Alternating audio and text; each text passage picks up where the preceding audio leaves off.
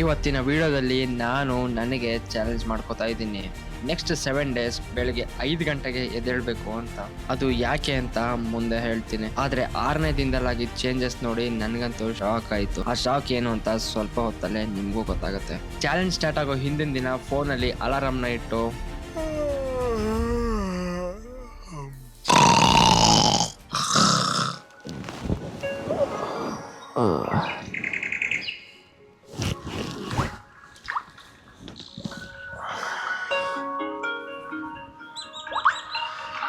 Day 1 ಇಲ್ಲಿ ಎದ್ದ ತಕ್ಷಣ ಫಸ್ಟ್ ಡೇ ಅಂತ ಜೋಶ್ ಇತ್ತು. ಸ್ವಲ್ಪ ತಲೆನ ಕೆರ್ಕೊಂಡು ಬ್ರಷ್ ಮಾಡೋಣ ಅಂತ ಹೋದೆ.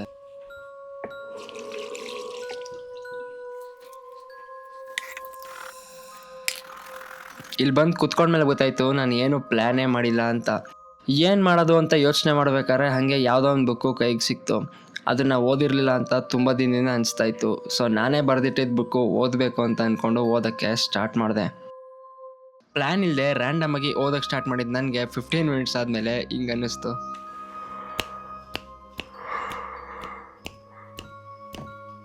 ಸರಿ ಬಿಡು, ಇದು ಫಸ್ಟ್ ಡೇ ಕಾಮನ್ ಅಂತ ಅಂದ್ಕೊಂಡು ನಾನು ಓದೋಕ್ಕೆ ಸ್ಟಾರ್ಟ್ ಮಾಡಿದೆ. ಅದಾಗಿ 2 ನಿಮಿಷಕ್ಕೆ ತಿರ್ಗಾ ನಿದ್ದೆ ಹೋದಾಯ್ತು ಗುರು. ಅರ್ಧ ಗಂಟೆನೂ ಆಗಿಲ್ಲ, ಇನ್ನೂ ವಾಯ್ಸು ಸರಿ ಹೋಗಿಲ್ಲ. 5 ಗಂಟೆ ಆದ್ರೆ 7 ನಿಮಿಷ ಆಲ್ರೆಡಿ ನಿದ್ದೆ ಹೋದಾಯ್ತು ನನಗೆ. ಹಿಂಗೆ ಹೇಳಿದ್ ನಾನು ನೆಕ್ಸ್ಟ್ ಒಂದು 3-4 ನಿಮಿಷದಲ್ಲಿ ತಿರ್ಗಾ ಡೇ 12 ಅಂತೂ ಹೆವಿ ನಿದ್ದೆ ಹೋಗ್ತಾಯಿತ್ತು. ಎಲ್ಲೋ ದೂರದಲ್ಲಿ ಅಲಾರಾಮ್ ಹೊಡಿತಾಯಿತ್ತು ಅನ್ನೋ ಥರ ಕೇಳಿಸ್ತಾ ಇತ್ತು. ಡೇ 2 ಹೆವಿ ನಿದ್ದೆ ಹೋದಾಯ್ತು ಗುರು. ಸರಿ ಬಿಡು, ಏನು ಮಾಡೋಕ್ಕಾಗಲ್ಲ ಅಂತ ಅಂದ್ಕೊಂಡು ತಲೆನ ಕೆರ್ಕೊಂಡು ತಿರ್ಗಾ ಹೋದೆ ಫ್ರೆಶ್ ಅಪ್ ಆಗೋಣ ಅಂತ. ಆ ಕ್ಯಾಮರಾದಲ್ಲಿ ನನ್ನ ಮಕ್ಕ ನಾನೇ ನೋಡಿಕೊಂಡು ಎಲ್ಲೋ ನಾನು ನೋಡಿದ್ದೀನಲ್ಲ ಅಂತ ಅಂದ್ಕೊಂಡು ಅಲ್ಲುಜ್ಜಕ್ಕೆ ಸ್ಟಾರ್ಟ್ ಮಾಡಿದೆ. ಆಮೇಲೆ ಅಲ್ಲುಚ್ತಾ ಎಡಗೈಲಿ ಅಲ್ಲುಜ್ಬೇಕಾ ಬಲಗೈಲಿ ಅಲ್ಲುಜ್ಬೇಕಾ ಅಂತ ಕನ್ಫ್ಯೂಸ್ ಆಗಿ ಸರಿ ಬಿಡು ಆಯಿತು ಎಡಗೈಯಲ್ಲಿ ಸ್ಟಾರ್ಟ್ ಮಾಡೋಣ ಅಂತ ಅಂದ್ಕೊಂಡು ಅಲ್ಲುಜ್ಜಕ್ಕೆ ಸ್ಟಾರ್ಟ್ ಮಾಡಿದೆ. ಫ್ರೆಶ್ ಅಪ್ ಆಗಿದ್ದು ನಾನು ಸೀದಾ ಬಂದು ಕೂತ್ಕೊಂಡಿದ್ದೆ ನನ್ನ ಟೇಬಲ್ಗೆ. ಕೂತ್ಕೊಂಡು ಯೋಚನೆ ಮಾಡ್ತಾ ಇದ್ದೆ ಏನು ಮಾಡ್ಬೋದು ಅಂತ. ಆಮೇಲೆ ನನಗನ್ಸಿದ್ದು ಓದ್ತಾ ಇದ್ರೆ ನಿದ್ದೆ ಬಂದ್ಬಿಡುತ್ತೆ, ಏನಾದರೂ ಬರೆಯೋಣ. ನೆನ್ನೆನೂ ಹಂಗೆ ಆಯಿತು. ಪಕ್ಕ ಹಿಂಗೆ ಕೂತಿದ್ರೆ ಒಂದು 10 ನಿಮಿಷ 20 ನಿಮಿಷಕ್ಕೆಲ್ಲ ನಿದ್ದೆ ಬಂದ್ಬಿಡ್ತದೆ. ಏನಾದ್ರು ಮಾಡಬೇಕಲ್ಲ. ಸರಿ ಬಿಡು ಬರೆಯೋಣ, ಯಾವ್ದಾದ್ರು ನೋಟ್ಬುಕ್ ಎತ್ಕೋತೀನಿ. ಈ ಬುಕ್ಕಲ್ಲಿ ಏನೈತೆ ಅದನ್ನು ಬರೆಯೋಣ. Let's go. ಪೆನ್ನು ಕೈಗೆ ಸಿಕ್ತು. ಸರಿ ಆಯಿತು ಬರೆಯೋಣ ಅಂತ ಬರೆಯೋಕ್ಕೆ ಸ್ಟಾರ್ಟ್ ಮಾಡಿದೆ. ಯೋಚನೆ ಮಾಡಿದೆ, ಬರ್ಕೊಂಡು ಹೋಗಿ ಒಂದು ಪೇಜ್ ಬರ್ದೀನಷ್ಟೇ. ಅಷ್ಟಲ್ಲಿ ಆಲ್ರೆಡಿ ಬೋರ್ ಆಗಿಬಿಟ್ಟಿತ್ತು. ಪ್ಲ್ಯಾನ್ ಇಲ್ಲದೆ ಎದ್ದಿದ್ದು ನನಗೆ ಏನು ಮಾಡಬೇಕು ಅಂತ ಗೊತ್ತಾಗ್ತಾ ಇರಲಿಲ್ಲ. ಕೆಲವೊಂದು ಸರಿ ಎಂಟಿ ಫೀಲ್ ಆಗ್ತಾಯಿತ್ತು, ಕೆಲವೊಂದು ಸಲ ಏನೋ ಒಂದು ಸಿಕ್ಕಿದ್ದು ಓದೋಣ ಅಂತ ಅನಿಸ್ತಾ ಇತ್ತು. ಆಮೇಲೆ ಯೋಚನೆ ಮಾಡಿದೆ ಏನಕ್ಕೆ ನಾನು ಪ್ಲ್ಯಾನ್ ಮಾಡ್ಕೊಂಡು ಎದ್ದೇಳಬಾರ್ದು, ಏನು ಮಾಡಬೇಕು ಬೆಳಗ್ಗೆ ಎದ್ದು ಅಂತ ಅಂದ್ಕೊಂಡು. ಅಷ್ಟಲ್ಲಿ ಆಲ್ರೆಡಿ ಟೈಮು 5:40 ಆಗಿತ್ತು. ಸರಿ ಬಿಡು ಆಯಿತು ನಾಳೆಯಿಂದ ಪ್ಲ್ಯಾನ್ ಮಾಡ್ಕೊಂಡು ಎದ್ದು ಎಕ್ಸಿಕ್ಯೂಟ್ ಮಾಡೋಣ ಅಂತ ಅಂದ್ಕೊಂಡು ಡೇ 12 ಹೇಳ್ದಂಗೆ ಇವತ್ತಿನ ಡೇನ ಪ್ಲ್ಯಾನ್ ಮಾಡಿಕೊಂಡೆ ಎದ್ದೆ. ಇವತ್ತಿನ ಪ್ಲ್ಯಾನ್ ಇದ್ದಿದ್ದು ಸ್ವಲ್ಪ ರೈಟಿಂಗ್ ವರ್ಕು ತುಂಬ ದಿನದಿಂದ ಪೆಂಡಿಂಗ್ ಉಳಿತಾ ಇತ್ತು. ಅದನ್ನು ಕಂಪ್ಲೀಟ್ ಮಾಡೋಣ ಅಂತ ಕೈಗೆ ಎತ್ಕೊಂಡೆ. This is day 3. ಸಖತ್ ನಿದ್ದೆ ಹೋದೈತೆ. ಇವಾಗಂತೂ ಒಳ್ಳೆ ನಿದ್ದೆ ಹೋದೈತೆ. ನೀವು ಇಲ್ಲಿ ಅಬ್ಸರ್ವ್ ಮಾಡ್ಬೋದು, ಎದ್ದಿದ ತಕ್ಷಣ ಯಾವಾಗಲೂ ಸಖತ್ ನಿದ್ದೆ ಹೋಗ್ತೈತೆ ಅಂತ ಹೇಳ್ತಾ ಇರ್ತೀನಿ. ಎದ್ದೊಳಕ್ಕೆ ಹೆವಿ ಕಷ್ಟ ಆಗ್ತಾ ಇರುತ್ತೆ ಗುರು. ಅಷ್ಟು ಡೀಪ್ ಸ್ಲೀಪಿಂದ ಒಂದೇ ಸಲ ಎಚ್ಚರ ಆಗೋದು ಹೆವಿ ಹಿಂಸೆ ಅನಿಸುತ್ತೆ. ಇಲ್ಲಿಂದ ಶುರು ಆಗುತ್ತೆ ನಮ್ಮದು ಅಲ್ಲುಜ್ಜೋ ಕಾರ್ಯಕ್ರಮ. Hello guys, good morning. ಇವತ್ತು ಡೇ 3. ಇಲ್ಲಿ ಲಾಸ್ಟ್ 2 ಡೇಸಿಂದ ನಾನು ಏನು ಅಬ್ಸರ್ವ್ ಮಾಡಿದೆ ಅಂತಂದರೆ, ಹೌದು ಸುಮ್ಮನೆ ಎದೊಳ್ತೀನಿ ಅಂತ ಅಂದ್ಕೊಂಡ್ರೆ ಎದೊಳೋದೇನೋ ಎದೊಳ್ಬಿಡ್ತೀರಾ, ಬಟ್ ಏನು ಮಾಡಬೇಕು ಅಂತ ಗೊತ್ತಿಲ್ಲದೆ ನಿಮ್ಮ ಮೈಂಡು ತಿರ್ಗಾ ನಿದ್ದೆ ಕಡೆಗೆ ಎಳಿತಾ ಇರುತ್ತೆ. ಸೊ ಅದಕ್ಕೆ ನಾನು ಪ್ಲ್ಯಾನ್ ಮಾಡ್ಕೊಂಡು ಬಂದಿದ್ದೆ. ಅದನ್ನು ಎಕ್ಸಿಕ್ಯೂಟ್ ಮಾಡೋ ಕಡೆ ಇವಾಗ ಗಮನ ಹರಿಸ್ತಾ ಇದ್ದೀನಿ. ಇಲ್ಲಿ ಇನ್ನೊಂದು ನಾವೇನು ಅಬ್ಸರ್ವ್ ಮಾಡ್ಬೋದು ಅಂತಂದರೆ, ಎಲ್ಲಿವರೆಗೂ ನನ್ನ ಕೆಲಸ ಪೆಂಡಿಂಗ್ ಇತ್ತು ಅಲ್ಲಿವರೆಗೂ ನಾನು ಅಲರ್ಟಾಗೇ ಇದ್ದೆ. ಎಲ್ಲ ಕೆಲಸಗಳನ್ನ ಕ್ಲೀನಾಗಿ ಮಾಡ್ತಾನೂ ಇದ್ದೆ. ಯಾವಾಗ ನಾನು ನನ್ನ ಕೆಲಸನ ಮುಗಿಸ್ದೆ ಅಂತ ಅನಿಸುತ್ತೋ ಅವಾಗ ನನಗೆ ತಿರ್ಗಾ ನಿದ್ದೆ ಬರೋಕ್ಕೆ ಸ್ಟಾರ್ಟ್ ಆಗುತ್ತೆ. ಅವಾಗ ನನಗೆ ಗೊತ್ತಾಗುತ್ತೆ it's all about the mind game ಅಂತ.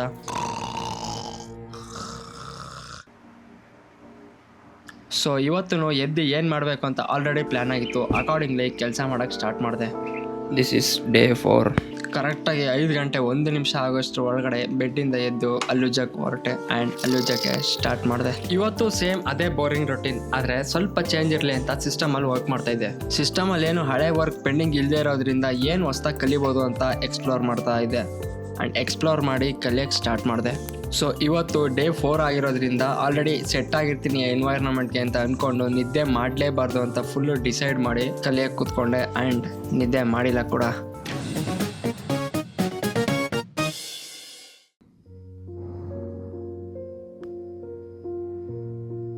ಡೇ 5 ಒಂದು ಚೂರು ಮೋಟಿವೇಶನ್ ಇರಲಿಲ್ಲ ಗುರು ಎದ್ದೊಳ್ಬೇಕು ಅಂತ.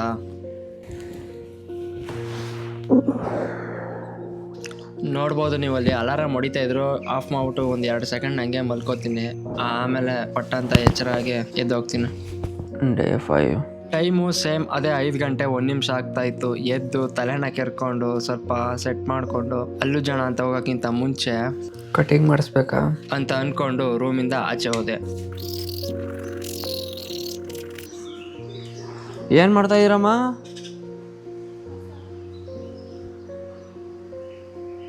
ಸರಿ ಬಿಡಿ, ಕಸ ತಾಕೋ ಟೈಮ್ ಆಯಿತು. ಮಲಿಕೊಂಡು ನಿದ್ದೆ ಹೊಡೆಯೋ ಟೈಮು 5:30 ಹೋಗೋರು ಕಸ ತಾಕೋಕ್ಕೆ.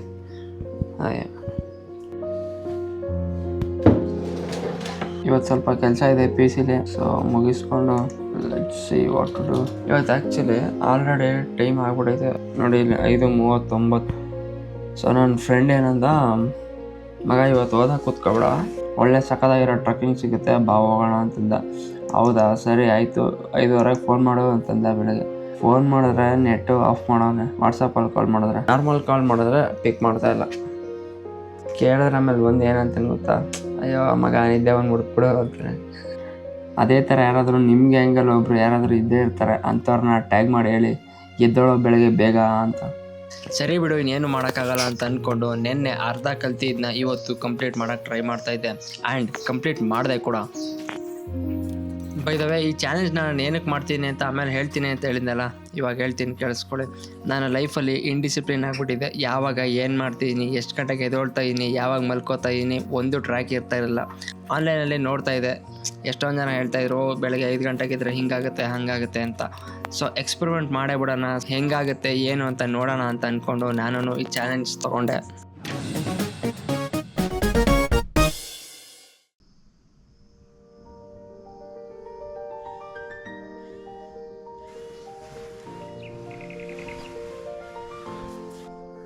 Morning guys, this is day 6. So ಇವತ್ತು ಡೇ 6 ಆಗಿರೋದ್ರಿಂದ ಯಾವುದೇ ಥರದ ಹೆಡ್ಏಕ್ ಇರಲಿಲ್ಲ, ಏನೂ ಇರಲಿಲ್ಲ, ಯಾವುದೇ ಥರ ನಿದ್ದೆನೂ ಬರ್ತಾ ಇರಲಿಲ್ಲ ಆ್ಯಂಡ್ ಫುಲ್ಲು ಸ್ಟಡಿಯಾಗಿ ಎನರ್ಜಿ ಸ್ವಲ್ಪ ಜಾಸ್ತಿ ಇತ್ತು ಇವತ್ತು. And let's go. ಇಲ್ಲಿ ಹಲ್ಲುಜ್ಜೋಣ ಅಂತ ಒಂದೇ, ಹಲ್ಲುಜ್ಜಿ ಫ್ರೆಶ್ ಅಪ್ ಆಗಿ ಆ್ಯಂಡ್ ಇವತ್ತಿನ ಕೆಲಸ ಮಾಡೋದಕ್ಕೆ ಕೂತ್ಕೊಂಡೆ. ಆಗಲೇ ಒಂದು ಮಿರಾಕಲ್ ಆಯಿತು ಅಂತ ಹೇಳಿದ್ನಲ್ಲ, ಆ ಮಿರಾಕಲ್ ಇದೇನೆ. ಆ್ಯಕ್ಚುಲಾಗಿ ಹೇಳಬೇಕು ಅಂದರೆ ನಾನು ರೆಕಾರ್ಡಿಂಗ್ ಆನ್ ಮಾಡಿರೋದೇ ಮರ್ತುಬಿಟ್ಟಿದ್ದೀನಿ. ಸ್ವಲ್ಪ ಸ್ಕ್ರಿಪ್ಟ್ಸ್ ಬರೀಬೇಕಿತ್ತು, ಬರ್ಕೊಂಡು ನನ್ನ ಪಾಡಿಗೆ ನಾನು ಕೂತಿದ್ದೆ. ಸೊ ಆಮೇಲೆ ನೋಡ್ತೀನಿ ರೆಕಾರ್ಡಿಂಗ್ ಆನ್ ಆಗಿದೆ ಆ್ಯಂಡ್ ಟೈಮ್ ನೋಡಿದ್ರೆ ಇಷ್ಟಾಗಿದೆ.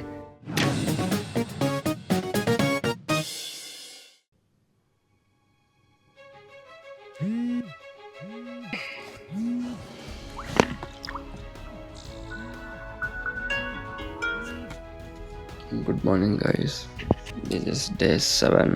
ಇವತ್ತು ಸೇಮ್ ಅದೇ ಬೋರಿಂಗ್ ರೊಟೀನ್ ಗುರು, ಏನು ಡಿಫ್ರೆಂಟ್ ಇಲ್ವಾ ಅಂತ ಅನ್ಕೋತಾ ಇದೆ. ಅಷ್ಟಲ್ಲೇ ನನ್ನ ಮೈಂಡ್ಗೆ ಒಂದು ಯೋಚನೆ ಬಂತು, ಏನಕ್ಕೆ ಬೆಳಕಾದ್ಮೇಲೆ ಆಚೆ ಹೋಗ್ಬಾರ್ದು, ಎಕ್ಸ್ಪ್ಲೋರ್ ಮಾಡಬಾರ್ದು ಅಂತ ಅನಿಸ್ತಾ ಇತ್ತು. ಸೊ ಎಸ್, ಅದೇ ಟೈಮ್ಗೆ ಬೆಳಕಾಗ್ಲಿ ಆಚೆ ಹೋಗೋಣ ಅಂತ ಅನ್ಕೋತಾ ಇದೆ.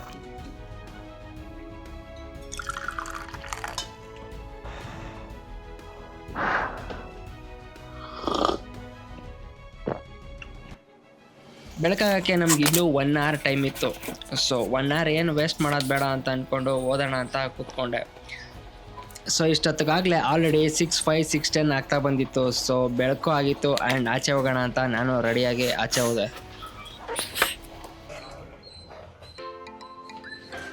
Let's go. ಮನೆಯಿಂದ ಶೂ ಹಾಕೊಂಡು ಹೊರಟಿದ್ದು ನಾನು ಬೆಟ್ಟ ಹತ್ತಕ್ಕೆ ಸ್ಟಾರ್ಟ್ ಮಾಡೇ ಬಿಟ್ಟೆ. ಗುರು, ಮನೆಯಿಂದ ಒಂದು 5 ನಿಮಿಷ ವಾಕು, 5 ನಿಮಿಷದಲ್ಲೇ ಫುಲ್ ಟಾಪ್ ಕತ್ಬಿಟ್ಟಿರ್ಬೋದು. ಆ ಲೆವೆಲ್ಗೆ ಈಸಿಯಾಗಿರೋಂಥ ಒಂದು ಬೆಟ್ಟ ಸಕಾಲೈತೆ, ಬಟ್ ಸ್ಟೀಪ್ ಐತೆ ಗುರು. ಹತ್ತಷ್ಟರಲ್ಲೇ ಸುಸ್ತಾಗೋಯ್ತದೆ. ರೆಕಾರ್ಡಿಂಗ್ ಆನ್ ಮಾಡಿ 2 ನಿಮಿಷ ಆಯಿತಾ ನೋಡಿ, 2 ನಿಮಿಷಕ್ಕೆ ಫುಲ್ ಮೇಲೆ ಬಂದ್ಬಿಟ್ಟೆ. ಇವಾಗ ಇಲ್ಲಿ ನಿಂತ್ಕೊಂಡು ನಾವು ಇಲ್ಲಿಂದ ಹಿಂಗೆ ಹೋಗಿ ಇಲ್ಲಿಂದ ಮೇಲೆ ಹತ್ಬೇಕೀಗ. Let's go let's go let's go. ಜಾರೋಣ ಅಂತ ಅಂದ್ಕೊಂಡಿದ್ದೀನಿ ಶೂಸು. ನೋಡೋಣ, ಕ್ಯಾಮ್ರಾ ಹಿಡ್ಕೊಂಡು ಬರೀ ಒಂದು ಕೈಲಿ ಹತ್ಬೇಕು.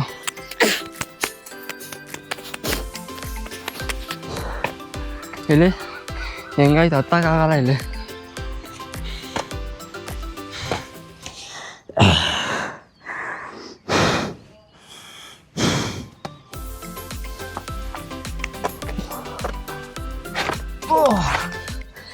ಐತಿ ಜಾರ್ತಾ ಶೂಸು, ಜಾರೋಣ ಅಂತ ಅಂದ್ಕೊಂಡಿದ್ದೀನಿ ಶೂಸು. ಒಬ್ಬ ಒಂದೇ ಗುರ ಮೇಲ್ಗೆ ಆಲ್ರೆಡಿ ಸನ್ ರೈಸ್ ಆಗ್ಬಿಟ್ಟೈತೆ.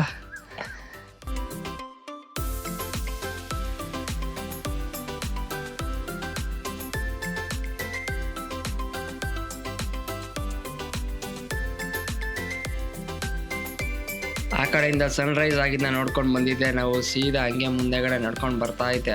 ಹಂಗೆ ಇಲ್ಲೊಂದು ಒಳ್ಳೆ ವ್ಯೂ ಸಿಗ್ತಾ ಇತ್ತು, ನೋಡ್ಕೊಂಡು ಎಂಜಾಯ್ ಮಾಡ್ಕೊಂಡು ಇಲ್ಲಿ ಅಲ್ಲಿ ಅಂತ ಬೆಟ್ಟಗಳನ್ನ ಮಧ್ಯದಲ್ಲಿ ಮನೆಗಳನ್ನ ಹುಡ್ಕೊಂಡು ಹಂಗೆ ಮುಂದೆ ಹೊರಟೆ. ನಾನು ಈ 7 ದಿನದ ಜರ್ನಿಲಿ ಏನು ಕಲಿತೆ ಅಂತಂದ್ರೆ, ನೀವೇನಾದ್ರೂ ಒಂದು ಗೋಲ್ನ ಇಟ್ಕೊಂಡು ಅದನ್ನ ಅಚೀವ್ ಮಾಡೋ ಕಡೆ ನಿಮ್ಮ ಕಂಪ್ಲೀಟ್ ಎಫರ್ಟ್ ಹಾಕಿದ್ರೆ ಖಂಡಿತವಾಗ್ಲೂ ಅದು ಹಾಗೆ ಆಗುತ್ತೆ. ಅದು 5 ಗಂಟೆಗೆ ಎದ್ದೇಳೋದಿರ್ಬೋದು ಅಥವಾ ಇನ್ನೊಂದೇನೋ ಸಾಧನೆ ಮಾಡೋದಾಗಿರ್ಬೋದು. ನಾನು ಜಸ್ಟ್ ಏನಕ್ಕೆ 5 ಗಂಟೆ ಅಂತ ಎಕ್ಸಾಂಪಲ್ ತಗೊಂಡೆ ಅಂತಂದ್ರೆ, ಅದು ಕೆಲವರು ಜನಕ್ಕೆ ಈಸಿ ಆಗುತ್ತೆ, ಇನ್ನು ಸಾಕಷ್ಟು ಜನಕ್ಕೆ ತುಂಬ ಕಷ್ಟ ಆಗುತ್ತೆ. ನನಗೂ ಒಂದು ಕಾಲದಲ್ಲಿ ಕಷ್ಟ ಆಗ್ತಾ ಇತ್ತು ಆ್ಯಂಡ್ ಇವತ್ತು ಕಷ್ಟ ಆಗುತ್ತೆ. ಬಟ್ ಆದ್ರೂ ಎದ್ದೇಳಬೇಕು ಅಂತ ಮನ್ಸಿದ್ರೆ ಎದ್ದೇಳ್ತೀವಿ, ಅಥವಾ ಮಾಡಬೇಕು ಅಂತ ಮನ್ಸಿದ್ರೆ ಮಾಡೇ ಮಾಡ್ತೀವಿ ಅಂತ ಇಟ್ಕೊಂಡು ಈ ಚಾಲೆಂಜ್ನ ಅಕ್ಸೆಪ್ಟ್ ಮಾಡಿದ್ದು. ಆ್ಯಂಡ್ ಬರೀ ಇದು ನನಗೆ 7 ದಿನಕ್ಕೆ ನನಗೆ ಈ ಥರ ಅನುಭವ ಆಗ್ತಾ ಇದೆ ಅಂತಂದರೆ, ವರ್ಷಾನುಗಟ್ಲೆಯಿಂದ ಇದನ್ನ ಪ್ರಾಕ್ಟೀಸ್ ಮಾಡ್ಕೊಂಡು ಬಂದಿರೋವಂಥ ದೊಡ್ಡ ಅಥ್ಲೆಟ್ಗಳಾಗಿರ್ಬೋದು. ಯಾಕಂದರೆ ಜಸ್ಟ್ ನಾನು ಬರೀ 7 ದಿನಕ್ಕೆ ಈ ಥರ ನನಗೆ ಫೀಲ್ ಆಗ್ತಾ ಇದೆ ಅಂತಂದರೆ, ಅವರು ವರ್ಷಾನುಗಟ್ಲೆಯಿಂದ ಅದನ್ನೇ ಪ್ರಾಕ್ಟೀಸ್ ಮಾಡಿರ್ತಾರೆ, ಅದನ್ನು ಅವರು ಫುಲ್ಲು ಥರವಾಗಿ ಇರ್ತಾರೆ ಅದರಲ್ಲಿ. ಸೊ ಅವ್ರ ಮೈಂಡ್ ಸೆಟ್ ಇನ್ನು ಯಾವ ಲೆವೆಲ್ಗೆ ಸ್ಟ್ರಾಂಗ್ ಆಗಿರುತ್ತೆ, ಯಾವ ಲೆವೆಲ್ಗೆ ಟಫೆಸ್ಟ್ ಆಗಿರುತ್ತೆ ಅನ್ನೋದನ್ನ ನೀವೇ ಅರ್ಥ ಮಾಡ್ಕೋಬೋದು. ಇದಾಗಿತ್ತು ಇವತ್ತಿನ video. Mister fly by over and out.